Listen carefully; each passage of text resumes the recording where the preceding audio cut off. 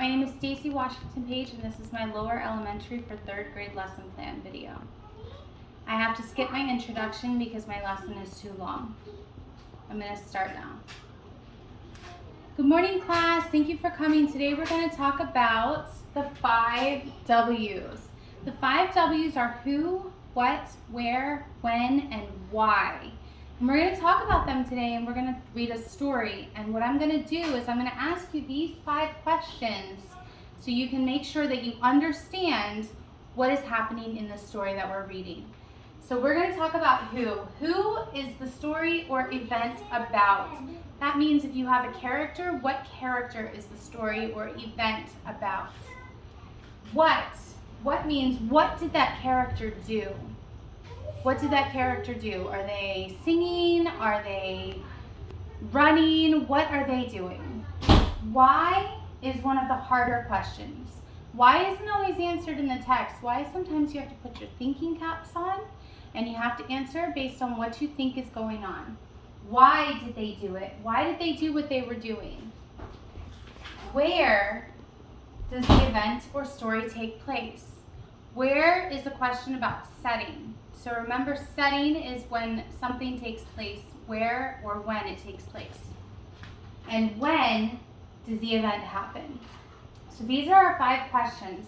Today we're going to read a story called Enemy Pie. It's one of my favorite stories. Enemy Pie is by Derek Munson and is illustrated by Tara Callahan King.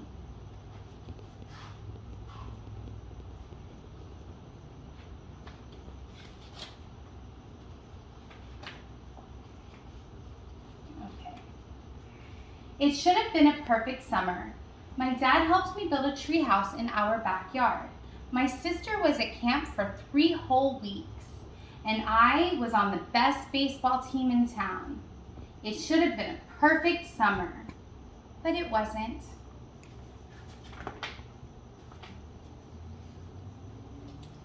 It was all good until Jeremy Ross moved into the neighborhood right next door to my best friend Stanley. I did not like Jeremy Ross. He laughed at me when he struck me out in a baseball game. He had a party on his trampoline and I wasn't even invited. But my best friend Stanley was. Jeremy Ross was the one and only person on my enemy list. I never even had an enemy list until he moved into the neighborhood. But as soon as he came along, I needed one. I hung it up in my treehouse where Jeremy Ross was not allowed to go.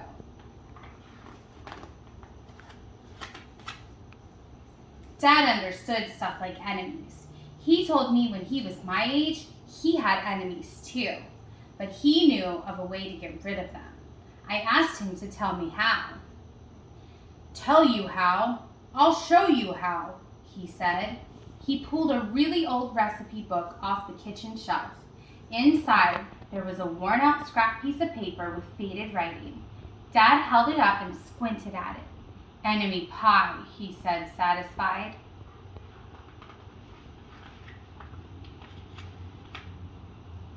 You may be wondering, what exactly is enemy pie? I was wondering too, but Dad said the recipe was so secret that he couldn't even tell me. I decided it must be magic. I begged him to tell me something, anything. I will tell you this, he said. Enemy pie is the fastest known way to get rid of enemies. Now, of course, this got my mind working. What kinds of things, disgusting things, would I put into a pie for an enemy? I brought Dad some weeds from the garden, but he just shook his head. I brought him earthworms and rocks, but he didn't think he'd need those. I gave him the gum I'd been chewing on all morning. He gave it right back to me. And right here, we're going to pause. I want you guys to think about what is going on in this story, who is doing it, why they're doing it, where they're doing it, and when. So we're going to think about who first. Who is this event taking place around? That's right, the narrator. The narrator is the who in this story. What is the narrator doing? That's right, right now, he is trying to give his dad disgusting things for this pie. Why did he do that? Remember, the why is the thinking caps. Why is he doing that? That's great. He's doing that because he's trying to get rid of his one and only enemy. Where is he doing this? Where is this event or story taking place right now? That's right, the narrator's house. And when does it take place? In the summertime. Fantastic. Let's move on and see what happens next, shall we? I went out to play alone. I shot baskets until the ball got stuck on the roof. I threw a boomerang that never came back to me. And all the while, I listened to the sounds of my dad chopping and stirring and blending the ingredients of enemy pie. This could be a great summer after all. Enemy pie was going to be awful. I tried to imagine how horrible it must smell, or worse yet, what it would look like. But when I was in the backyard looking for ladybugs, I smelled something really, really, really good. And as far as I could tell, it was coming from our kitchen. I was a bit confused.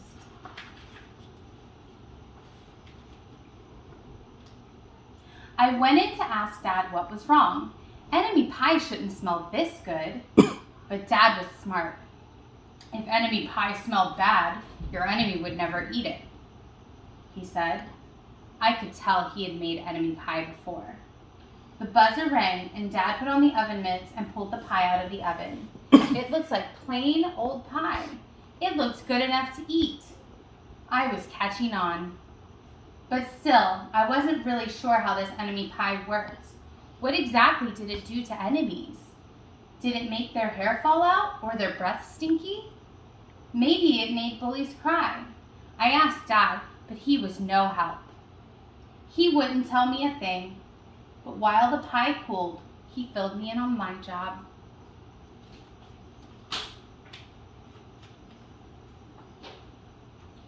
He talks quietly. There is one part of enemy pie that I can't do. In order for it to work, you need to spend a day with your enemy. Even worse, you have to be nice to him. It's not easy, but that's the only way enemy pie can work. Are you sure you want to go through with this? Of course I was. It sounded horrible. It was scary, but it was worth a try. All I had to do was spend one day with Jeremy Ross. Then he'd be out of my hair for the rest of my life. I rode my bike to his house and knocked on the door. So let's pause here and let's think about the who, what, where, when, and why about this part of the story. I want to talk about who. Who is the story or event about right now? That's right, the narrator still. What is the narrator doing? He's getting ready to go to Jeremy Ross's house. That's right.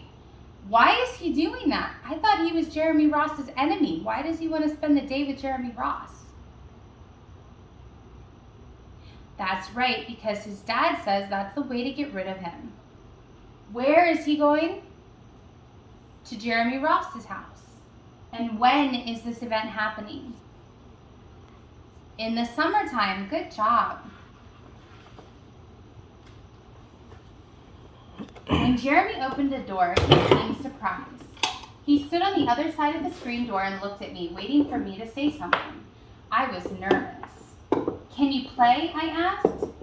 He looked confused. I'll go ask my mom, he said. He came back with his shoes in his hand. His mom walked around the corner to say hello. You boys stay out of trouble, she said, smiling. We rode bikes for a while and played on the trampoline. Then we made some water balloons and threw them at the neighbor girls, but we missed.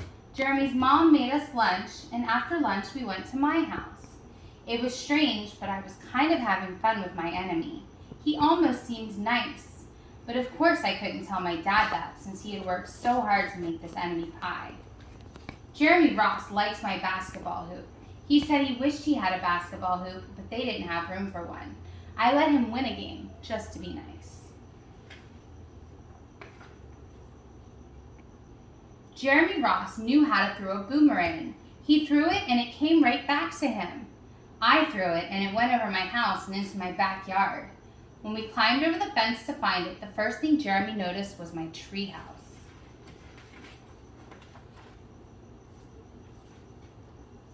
My treehouse was my treehouse. I was the boss.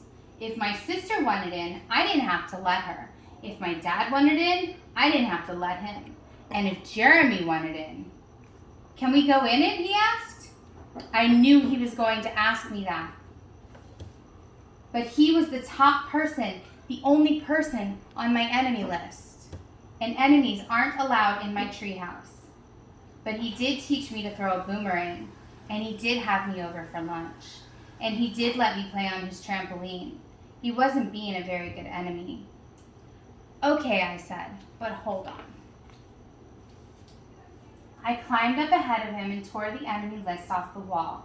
I had a checkerboard and some cards in the treehouse, and we played games until my dad called us down for dinner.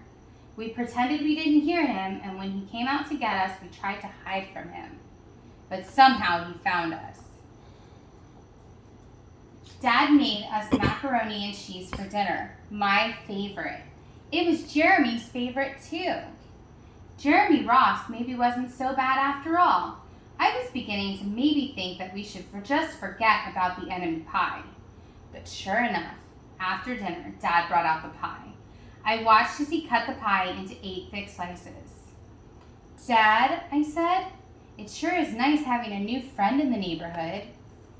I was trying to get his attention and trying to tell him that Jeremy Ross was no longer my enemy, but Dad only smiled and nodded. I think he thought I was just pretending. All right, so we're going to take a pause here and think about what's going on in this part of the story. Who is happening? What is happening to who? What character are we talking about? We're talking about the narrator. We're also talking about Jeremy Ross, but what's really going on is what's happening to the narrator. What is going on with him? That's right, he's starting to get worried. He's starting to become panicked. Why is he starting to panic? That's right, because he's starting to like Jeremy Ross. This enemy pie is scaring him because he's starting to like Jeremy Ross. Where is this event taking place? In the kitchen. And when? At dinner time. Good job, you guys. Doing such a good job. Let's finish this story out. What do you think is going to happen next? Put on your thinking caps. Dad dished up 3 plates side by side with big pieces of pie and giant scoops of ice cream. He passed one to me and one to Jeremy. "Wow," Jeremy said, looking at the pie. "My dad never makes pies like this." It was at this point I panicked. Remember we said he was panicking. We were right. I didn't want Jeremy to eat enemy pie. He was my friend. I couldn't let him eat it. "Jeremy, don't eat it. It's bad pie. I think it's poisonous or something." Jeremy's fork stopped, reaching his mouth. He crumpled his eyebrows and looked at me funny.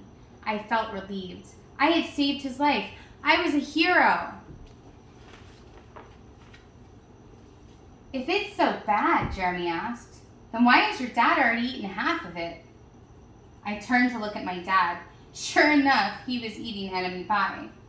"Good stuff," he mumbled through a mouthful, and that was all he said. I sat there watching him eat enemy pie for a few seconds. Dad was laughing, Jeremy was happily eating, and neither of them was losing any hair. It seemed safe enough, so I took a tiny bite.